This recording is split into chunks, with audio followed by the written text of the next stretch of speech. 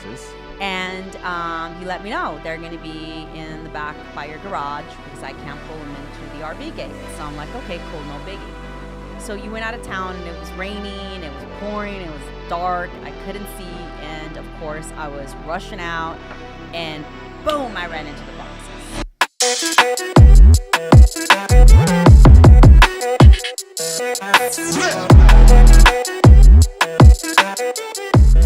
All right. Welcome, everyone, to another episode of Do the Work podcast. I am your host, AZ Araujo, and I'm here with the beautiful Ms. Carla Mofo Araujo. Mofo Araujo. I like that.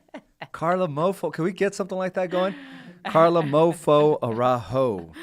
So what's going on? I'm kind of like, you have this, like, you pulled me in here, right? We were supposed to do it on a different subject. And you pulled me in, and you're like, I got something to tell you. And I'm not going to tell you. And here's the thing, like, the whole staff knows. The whole staff knows, and there's this camera that's not pointing at me, but that's all right. The whole staff knows that you're a little secret or whatever you're holding, and I don't. So now I'm like the only person that's walking around, like, everybody knows. But you? But me. Well, and then you came up with the title, The Insanity of Perfection. So I want to know what's going on. What is it that you need to tell me? Talk to me. Well, the title it's actually the title I brought it from my book, so I can't find it because it's in here. But what I wanted to talk about is the employee boss. That's also titled. Employee boss. Yeah, it's also okay. a chapter in my book here. And let me show you my book. Find Your Voice, 12 Lessons for Powerful Women. All right. Here we are. There it is. So I wanted to read something before I tell you what I'm going to tell you, because this is how I felt in the week that I've kept a secret from you. Okay, so this is off your book, and you're reflecting on it because it's something that you felt. Okay, yeah. I got it so far. So the employee boss. So let me read this to you. Employee boss. I didn't know how to own the business the way I should have, like a true leader. So instead, I was being owned by everyone around me, all because I lacked the confidence to own me. I ran the business like an employee, like a staff member. I wasn't leading it, and I sure as hell wasn't making it grow to what I could. The one thing that stopped me was confidence. I had no confidence. So let me explain this a little bit to you. And the only way I found out this problem was through, of course, the sets of reps in my book that I actually went through to find out what actually stopped me for a whole entire week of holding this secret. Okay. So like, what is the secret? Are we having babies, or what are we? Ain't nobody pregnant, but it's a secret, and it's something I held on to because I didn't want to argue with you. Okay. I didn't want to hear it, which meant now I'm very interested in what you have to say. So it dawned on me. You were, I don't know where you were. I think you were out of town, and it was raining that day. And I had the flower. I'm having a garden I'm planning to put in my backyard. And the guy, Tony, he built these big, I guess, boxes for me. Yeah, expensive boxes. And he let me know they're going to be in the back by your garage because I can't pull them into the RV gate. So I'm like, okay, cool, no biggie. So you went out of town, and it was raining, it was pouring, it was dark, I couldn't see, and of course I was rushing out, and boom, I ran into the boxes. And yes, you're looking at me. No one can see you because, but yeah, you're looking at me kind of odd. So I was just like, whoa. I didn't even want to get out of the car to see the damage of the car. So I'm like, you know what? I'm just going to kind of go forward and go on with my day. So I did. I ran my errands, had to do what I had to do. That's how much it didn't bother me that I ran into the crates of the big, the big wood boxes. So I go do my thing. I come home about 10, 11 o'clock at night. I'm pulling in. I'm like, oh yeah, I forgot the vehicle. Because all I can think about was not the damage of the car, but how I'm going to show up to you to tell you, hey, I just fucked up my car, and it's not cheap. It's an expensive vehicle that's going to probably cost a pretty penny to get it fixed because any little thing on that car obviously is going to cost, right? So the only thing I can think about is, oh my gosh, I don't want to hear it. And it goes to the lack of confidence in the marriage, right? But why was I afraid of AZ Araujo? Why did I not want to start this argument with him? Why did I avoid this conversation with you? Because of course, I'm not done. So then I pull in the car and I finally look in the back and I'm like, oh man, the back bumper is actually off. So if I would have known, I would have known that I was driving around with like a bumper that's halfway off. So I was just like, man, I really did, a good job on this car. So I'm going to tell AZ Araujo. Because years ago, any little thing, I was heading for perfection in our marriage. And to be honest with you, we've had stuff out there where you were owning me. So how I was showing up, I didn't have confidence in my marriage. Sure as hell I didn't have it in my business. How you do one thing, you do them all. Well, how hold you on. show up I one think way, you're you like show 'em all. skipping over the story. So, I need to be able to hold on. understand the I'm not. So I realized this. the damage. What are we talking about here? So hold on. Well, don't worry about the damage. I'm talking about our marriage right now. We're talking about what's important, not the vehicle, and exactly where I'm going with this. All right. If I would have told you the damage of the car, you would have reacted exactly in these questions, in this format. Okay, tell me how I Didn't would you have know they were back there? Didn't he let you know? What were you thinking? How fast were you going? Did you forget? What was on your mind? Instead of being like, hey, don't worry about it, it's okay. So I had to go through my whole entire questions of why I didn't want to tell you and why I was avoiding it. Because I kept picturing that person that I knew. The person that I knew 15 years ago that would have questioned every little thing. Instead of me showing up confident and knowing, hey, I make money too. I do my shit. So it's not like I have to go to you and tell you, oh my God, like this weak little female, I got in a car accident. I was like, in my head, I'm like, why am I going to show up like that? Because I'm not that person anymore. And I sure as hell, your reaction was going to really piss me off. You spent a week. It was going to, because I was really kind of thinking about, I spent a week. It bothered me that I was showing up that way in my head. So I came in yesterday and I told the crew, I was like, hey, I'm going to tell AZ something. And but then you went, let everybody know except for me. Well, yeah, because of course, I've said it before where I love to see your reaction when we're live because I think it's the best time ever. So don't worry. Well, when I realized that the bumper was halfway off, I was able to put it back on and I was able to click it. Well, yeah, it's going to last like that for a little bit, but one speed bump, that thing's coming off. So either way, I got to replace it, right?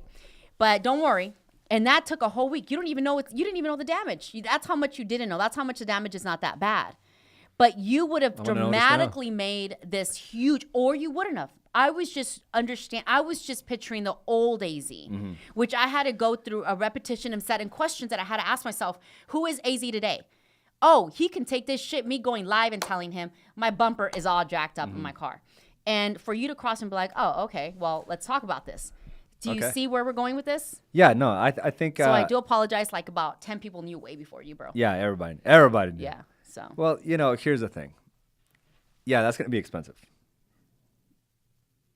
But. Yeah, but, that's how I would react with the questions, right? And I don't think it's to try to demoralize you or to have you come to like I'm your dad or any of that. That's just the way I think I just operate, where I just start asking questions. I want to know the entire story. I'm just detail oriented when it comes to any type of story. I need to know what the environment was like, how it was it nice and shining outside? Was it dark and rainy? I mean, I just know I like the details of whatever's being told, not necessarily to grill you or to, I guess put your nose in the mess. But I do like the fact how you react, though. And I think I'm starting to learn this from you, because not 2 weeks before that, I completely damaged your my rim. Your rim. Completely. I didn't just curb rash it. I took a chunk off of it. And you were like, oh, don't worry, it's not a big deal. But to me, I was going through the same process I would have asked you. So it's not like I do this to try to, again, demean you or to have you question you. I think that's just the way I operate, because as soon as I did it, I'm started thinking, okay, the cost of it, not only the cost, the time and effort, right? Taking it to the dealership, having them replace it, going back to the dealership, picking it up. It's just all these things. The same thing that has happened to your there's some damage on your paint. Right. And the way we haven't taken it in because of the time and effort that it takes. Exactly. And I think the way you and I operate is very similar, but our reactions are completely different. So when you hit the rim and you scraped it all, it's funny that you say that, because I do want to say this. The reason why I didn't tell you in the week is because I had to find out how I was going to react telling you. And your response on asking me 1,000 questions, my reaction would have been like, hey, back off. You scraped my rim. You took a chunk of it. Oh, and you would not only remember that, everything. your whole entire expensive You bike, would've- ruined our garage. You knocked it off. We had to order a new garage. And so Oh, yeah. my reaction. See, that's what I'm talking about. Do you Exactly. see? Well, hold on. Let Like, me explain here's this. the thing. This Like, is I'm why glad I you didn't. didn't go this way. Exactly. I took a whole week to process. Like, hey, But- Carla, you need to chill out because all you're gonna do is play the blame See, game. I think you do this methodically. I think I just take it out right then and there. But I think if we really start dissecting this, like you put that in your back pocket. It's like a card. You put Right. it in your back So, pocket. You put it in your back I pocket. didn't want So to at the go moment, there. So when no, but I'm saying is one or the other better? I guess because you're like, well, I don't want to tell you because you're gonna ask me all these questions.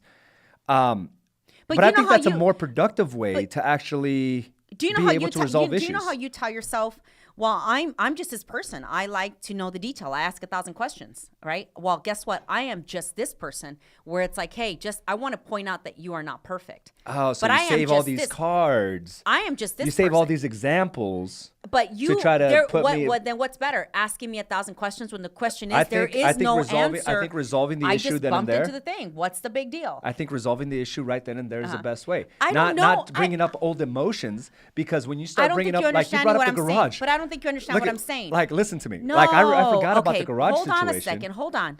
Listen, Hold on, no, I know. stop It's a and conversation. listen to what I'm telling It's a you. conversation. But Hold it's on. not. But you're so wrong because you're throwing me under the bus. And not I'm about not even throwing the bus. going there. I'm not even going there. But So you just triggered let me- something in my mind. Hold on a second. And then that's your problem. But let me tell you.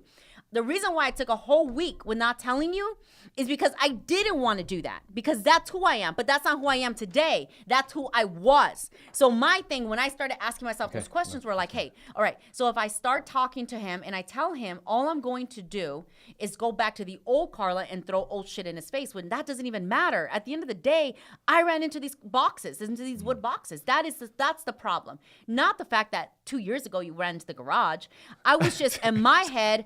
I was thinking about things to defend myself because you're 6'2", 6'1", and you're going to come 6'2". at me with 1,000 questions. So how do we react? We react by like, bam, like, don't talk to me like that. And you're like, whoa, I'm just asking you questions. But it's in the way you're asking me those questions that the only way I'm going to defend, my defense mechanism is like throwing the past to bring you down a notch so you won't come and attack me for You'll bring a examples to bumper. quickly remind me. Yeah, you're right.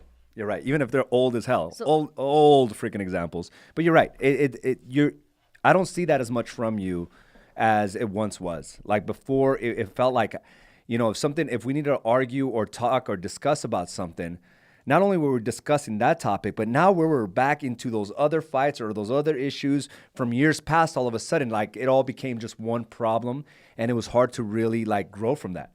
So now, yes, you're right, Carla. I have seen that from you, and I think I'm making my strides not to be this persecutor, right? This blamer. And I know that's one of my faults is I immediately want to point fingers at what caused this problem, whether it's you, whether it's the guy who built the boxes, whatever it may be. I want a resolution by blaming someone, and then I don't know what comes from it. But you're right. I mean, taking the strides where I don't come and attack you or ask you these questions as much, because you've also seen that other side of me where I don't ask you anything. I'm like, oh, okay, that's cool. But I think finding that fine line of not hoarding stuff to throw in people's faces, in the other person's face, and also not going quick for the blame, I think is really key to the overall growth of our marriage. Right. So you're absolutely right. But how does... The only reason why I held a whole week was not because I needed to really figure out why I was scared to tell you. Because the first thing that clicked in my mind when I pulled back in from all my errands, I was like, Carla, you need to really find out why you are keeping this from him. It wasn't because of the bumper. That's so replaceable. It didn't bother me. But the reason why I kept it was because for a whole week, I went back to the old Carla. You owned me. You owned my feelings. You owned my reaction. You owned me. You owned the way I was going to show up and telling you. You owned all of me. So it was crazy the way you were in my mind. Like, how am I was afraid to tell you. And your reaction has never been aggressive or angry or anything. It's just your overwhelming questions. And I'm like so upset with myself because one, I have to get my car to get fixed anyway, from the rim to this to that. I'm like already like, ugh, like all the time and effort I have to put into that car again. And then to hear you and your 1,000 questions. So I was already overwhelmed. But what got me thinking for a whole week was I really got to know me. I the confidence that I had showing up in this marriage was, oh my gosh, it was just ugly. Right. But when you show up one way, you in one aspect of your life, that's how you show up everywhere. So I was like, this whole week it bothered me that I was like, why was I afraid to tell you that the bumper is half on, half off? Yeah. So it was just like, what is wrong with you? So I got to know me a little better. So now, obviously, I'm telling you that my bumper is off. So it's like, what? What? You know, like, it's not like what? It's not a big deal. And I don't want to bring up everything else because it doesn't even matter. But the old Carla would have. Yeah. So I got to know myself a little that week. And it wasn't that I told you because I kept it a secret. It was I didn't tell you because I wanted to find out why I was feeling hesitating. that way. Correct. Hesitating even having this conversation. Right. Very, very insightful conversation. And I didn't notice, but then again, I've only been back out of town one day. Right. At So night. if you really notice, you'll see how there's a huge dent and it's holding on with a little clip, but it's good. It's holding on as long as I don't go over a bump, you'll never know. But if I show up with the bump with the It's with holding the on bumper, with the zip tie. if you see the bumper off, you know I went over a bump when I home. You know. If I show up in what about the garage. box? Did you damage the box too? Well, no, the box is good. So get this. So I was going to. Why would you put it right behind? Well, the garage? But then again, this is the thing. I was texting, the guy this huge message, and then I deleted it. And I was like, that's not the right reaction. It's nobody's fault because he texted me and informed me. Well, we can always be blamers. I know, but I just don't get. It's like that. It's like that water bottle guy that dropped water and put the gallons right behind my garage. But the guy, he never told you that. See, this guy actually told me the boxes. But how does that even make sense? Like, why would you even drop it off? I guess these are the questions that you wanted to avoid. I just don't get his philosophy of putting something right when there's plenty of space right in front of it. Right. But why does it have to be right behind the garage? Right. One, it doesn't really matter. Well, the damage is done. Yeah, so I got to get it done. So I'm not going to go and say, hey, why? It's like, does it really even matter? He apologized and end of story. And he didn't even know. I was like, hey, can you move those boxes as soon as possible? I kind of ran into one. And he's like, oh, man, I'm so sorry. I said, no worries. And that's where I left it. Because I wasn't going to go and be like X, Y, and Z. It's like, come on. He told me, he warned me, they're behind you. So it was my fault for not looking. And those are the questions that I didn't want to ask because do they matter? And now those are AZ's questions. Yeah, those are my questions. It's just I look at everything from a logical standpoint. So like, okay, how does it make sense? But if you would have when you tipped my rim, which you took a big chunk of it. Okay. It was like me saying you didn't see the curb. Well, did you not watch out? I had a good reason for that. Did you not? But I wouldn't ask you those questions. It doesn't matter. The damage is done. Yeah, you're right. You didn't ask me any of that. No, you just I said, didn't. I was just like, don't worry right. about it. Can we get it fixed? It's a rim. Yeah, it's just. I don't want to blame you, but it's. You want to blame somebody. We play the blame game when things don't go your way. I don't want to blame it, but I feel like I have to. Like it doesn't make sense. Who? Why would he put it behind our garage? That just sounds pretty dumb to me. It wasn't even him. It was somebody he had hired to drop off the boxes. Okay, well. So. Anyway, fabulous guy. I appreciate him. He's done a great job. I can't wait to see that garden. And I'll remind myself because if you look at the box really closely in back of it, now you'll it's become see a very expensive garden. You'll see the mark on the side with the black of the color of my car. So the box will always have a piece of my heart. So the original expensive garden just got a lot more expensive. Right, because a piece of our well, car's you better on it. I can't wait to have a tomato. So I just want to make sure that we are okay. Of course. Like we're good, right? So we're gonna walk out of the studio, and you're not gonna ask me any of these questions, right? Because I already told you. Yeah, I guess I won't. Right. So, but it bothers you. It bothers me just because that doesn't make sense. What doesn't make sense? Like, why would you put anything behind a garage? Well, nobody looks before they come out of the garage. Well, first of all, I wish you would have seen me that day. Okay, how were you? I mean, my hair was standing up. I was like a hot mess. Yeah, you know what? At the end of the day, it's kind of like I was. I'm going to give you a perfect example here. I had worked all day. I didn't get home until 7 o'clock. It was already nighttime. My hair, I swear, it was just like a mess. I went to take off my heels. My daughter was like, "Mom, there, when are we gonna have lunch?" And I'm just like, "Man, just please give me a freaking moment. I just got home." And then she's like, I don't know what it was that she needed for her class. You need it. I'm like, I just got home. Can I eat something? And she's like, "But Mom," and then I had to take her out to volleyball. It was just a long day. It was raining. I pulled back and I was like, man, I'm just not gonna make my day worse to get out and look at the damage. Yeah. I was just like, if the bumper's off, I'm just driving away. And I did exactly that. Well, it's an example because at the end of the day, obviously you're going to take care of the problem, right? You're going to go and take it to the dealership or the auto place, whatever, to take care of the problem. it's kind of like me getting upset about, we have this Yorkie, like he's the cutest dog, but it's got to be one of the, I don't know, dumbest dogs out there, right? I think he got all the looks, no brains. And this guy, we've tried everything to try to potty train him. We got pads. We would even fill up the entire room with like these pads, right? And the one spot where we wouldn't put the pad is the same exact spot he would pee on. And I would get like triggered every time I would walk, because we have them we have them contained with between the garage and the kitchen. So we have to walk through the laundry room to the kitchen, and I see like piss marks everywhere, right? And I would get upset. And I remember one time you're telling me like, "What are you so upset about? You don't clean it." What are you so upset about? You don't clean it. And it's kind of like this. What am I so upset about? You're right. You make your own money. You have your own business. It's your deal. What am I so upset about? I mean, I guess a part of me is like, how is she's going to get stressed out by taking it out there, which means that she's going to probably be on eggshells. And when I come home, I'm going to be like, this is where my mind goes. Like, because you already have a full plate on yourself, how is it going to affect me? I guess that's the selfish part of me. Like, I was like, that's selfish. It is selfish. Because there's a ton of things that happen to you, and I'm not like, oh my gosh, he's going to stress me out. Really? Is that why you didn't tell me? I take that back, because I do.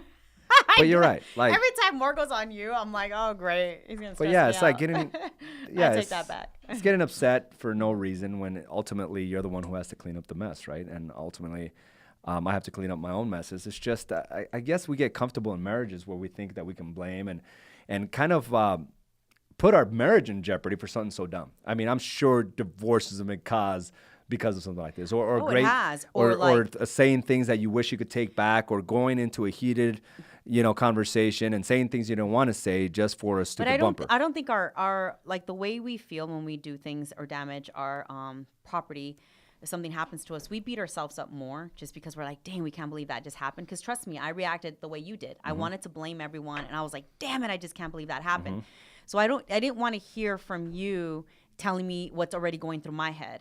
So, but you do. That's like you are. You ask 1,000 questions. That's who you are, and it really it triggers me. I'm like, I don't want to hear it. I'm already trying to process in my brain that I hit this freaking wood thing, right? So, and I'm not trying to bring this up. My reaction when you do things like the day you bumped into the garage, I knew you hit it because I heard. So let me tell this story real quick about the garage. But hold on, I heard this big bang, and my reaction was like, we need a new garage anyway. And so I always look at it this way. You know this about you and I are very different in this, where something happens or you do something. My reaction is very much like, we need a new one anyway. Don't worry about it kind of deal. Because you told me one day, I've already stressed myself out. I don't need to hear it from you. Yeah. So this happened years ago when we first, I think, boyfriend and girlfriend. So I get it, and it stuck with me.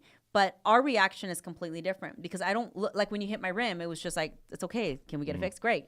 But your reaction is to ask 1,000 questions, and I have to respect that. Right. So I think we're just so different, but the way we feel when things get damaged, we're the same thing. We beat ourselves up more in our heads. And I think that's I guess the main takeaway from this entire conversation. As husbands, I can only speak again from the male side. I got to understand that, me coming down on you or coming in like this authority, right, in condescending way is really not going to do anything positive for our marriage, because at the end of the day, there's nothing that I'm going to tell you that you haven't told yourself probably 10 times greater, right, and vice versa. And I think if we're able to just take a step back and realize, you're on the same game plan. We're on the same page, Carla. Right, you and I have same goals and same ambitions. And when we start blaming and when we start demoralizing the other person, it really just kills the momentum of what our ultimate goals are. And we have goals for our marriage. We have goals for our businesses. We have goals for how we're going to parent our children. And all we're really doing is taking away from all those things in the attempts to like trying to get clarification of a total accident. Right. That's all it really was. And I think we would spend a lot of time in that place where I would be upset for weeks because something was damaged or something wasn't done right, and vice versa. Like you wouldn't tell me certain things and completely hide them away because you didn't want to hear me. So it was like, and for me, I would do the same, right?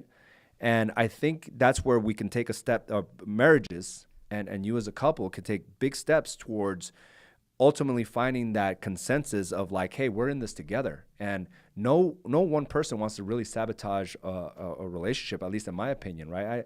I don't want to not get better in our marriage. I don't want to love you less. Like, that's not my goal. Right. My goal is to kind of continue to put the deposits in, but I cannot allow these meaningless things, because at the end of the day, it's just a damn bumper. It's just money. My job is to go out and make more money and not worry about those things and continue to invest into the relationship. It's not the end of the world, right? And I think that's the way we have to approach things. So as we're even with our kids, like how easy it is. And this is something that I really love about you, Carla. Like, you know, our kids, they lose their AirPods. And I'm like, well, I'm not going to buy you another one. You're like, well, what is that going to really do? Like, you could have lost yours. As a matter of fact, that happens all the time. Why would you keep that away? That doesn't show responsibility. They already feel bad. Yeah. They're scared to even tell you. Yeah. They're like, you know, already saying, Dad, I'm so sorry. Like, why? What kind of lesson are you really teaching by saying, now you don't get one? Right. And I think these are the little things that really raise our standard of what a family should be. Like, why am I going to punish my child by not giving them the things that they use on a daily basis? My daughters they work out to it. They do their homework to it. Why would I take that away just because they happen to misplace it? Yep. And I think it's this maybe how the way we were raised, right? Where there was always lack. And it's because they couldn't buy it for us, or they didn't want to buy it for us. Well, I think it's because they couldn't buy it for us. And I think a lot of parents see it, they don't appreciate the items I buy you, so I'm not going to do it again. It's not that they don't appreciate it. It's just that they made a human mistake just like you would. Like if you drop your phone and you crack it. I've known kids where I've done that too. Right, I've done mine. I've cracked my phone literally twice in 1 month. It was insane. Yeah. Where a child cracks their phone, you don't appreciate it, so we're not going to fix your phone. And it's like you're treating them like they did something really horrible. It's like, no, they did something all because they accidentally dropped it. If they were listening to music or whatever, then the parent kind of blames and says, well, like you shouldn't have been listening to your music. You shouldn't have been doing this. It's like, it would have happened to you. So what punishment? What are you teaching them? Yeah. So when my kids do things like that, to me, it's like, it's not, I don't say, oh, it's just money. I don't say that. It's just, it's something that could have happened to me. Don't worry about it, because they're so apologetic. And you know what? Like, you don't have to apologize like that. It was an accident. I'm so happy you said that, and we're having this conversation, because this just happened over the weekend. And I didn't realize. I think Abigail, my eldest daughter, I thought I was going to give her a different reaction. Well, it turns out that as we were checking in, they took out her Bose speaker, the one that she got for Christmas, right? A little Bose speaker. It's a portable Bose speaker, and she forgot to put it back. She forgot to put it back in her bag. Right. So it's lost. Mm-hmm. Okay. She finds out when we get to the hotel room, and her approach was like, "Dad, I'm so sorry. Dad, like, I can't believe that I lost it." Like, she wanted me to be like asking her 101 questions. And I just simply told her, "Hey, babe, don't worry about it. We'll get you another one." Yeah. And I think that's growth for me.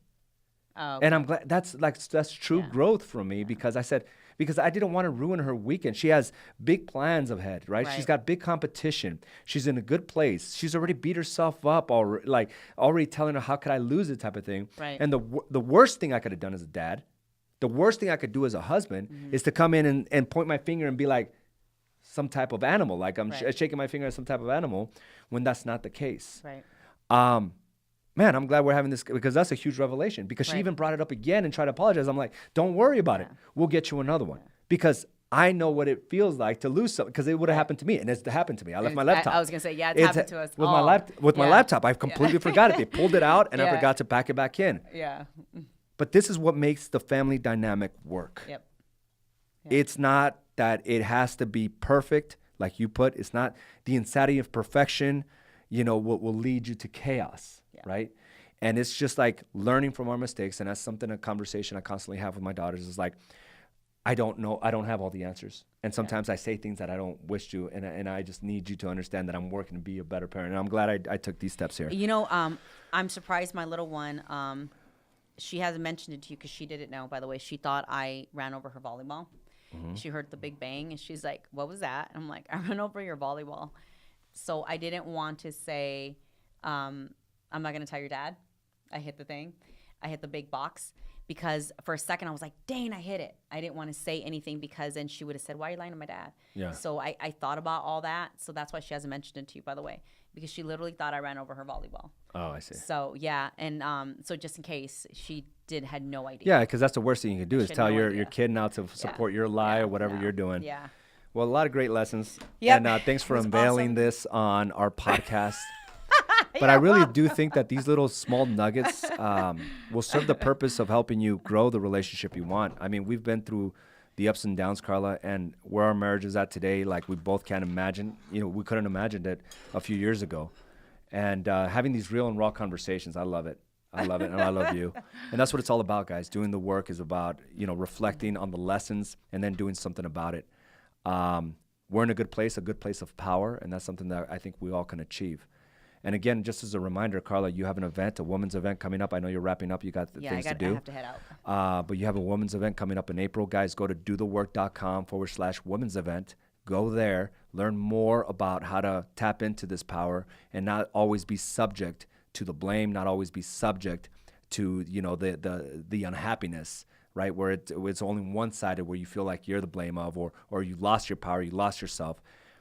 This is the way to find your voice. Go to dothework.com/women's event and learn more. All right, Carla, thanks for bringing this up. Guys, until next time, we will see you soon. Don't forget to subscribe, rate, and review. Subscribe, rate, and review. Do the Work and dothework.com. We'll talk to you soon. Bye now. Bye.